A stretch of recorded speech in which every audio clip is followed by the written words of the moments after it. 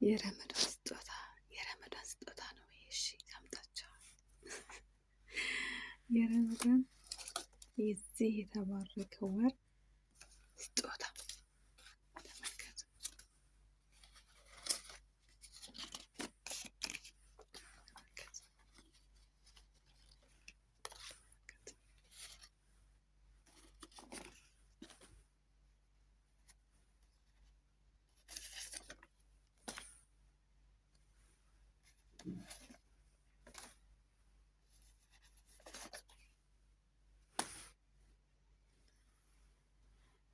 ሰላም ውድ ቤተሰቦቼ፣ ሰላም አለይኩም ወራህመቱላሂ ወበረካቱ። በያላችሁበት ሰላማችሁ በስስት ይበልልኝ። እንዴት ናችሁ? ደህና ናችሁ?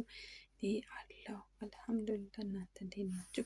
የሁላችሁ እንግዲህ በዚህ ወር ማለት ነው እንደምታውቁት ያው ረመዳን ነው። ረመዳን ማለት ደግሞ በጣም የረህማ የተባረከ ደስ የሚል ወር ነው።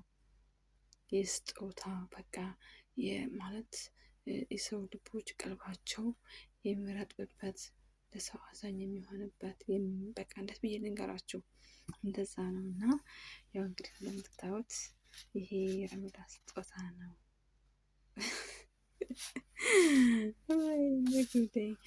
አዎ በነገራችን ላይ ሰርተን እስካገኘን ድረስ ማለት ነው ያው ስጦታ ነው የሚባለው። ምንም ቢሆን ሰርተን ማለት ይህንን ነገር እንድንሰራ አላህ አፊያ ጤና ስለሰጠን ነው ይህን ነገር የሰራ ነው እና ያው ማለት ነው። ስለዚህ እንዴት ነው እናት ምጥ ላይ በጣም ተጨንቃ ደክማ በቃ ሁለተኛ ልጅ አልወልድም እስከ ማለት ደርሳ በጣም ከህመሙ ብዛት ማለት ነው። ከዛም በኋላ ግን ልጅ ከወለደች በኋላ ያንን ህመም ትረሳዋለች። ልጁን አንሺው ምጡን እርሾ እንደሚባለው ማለት ነው።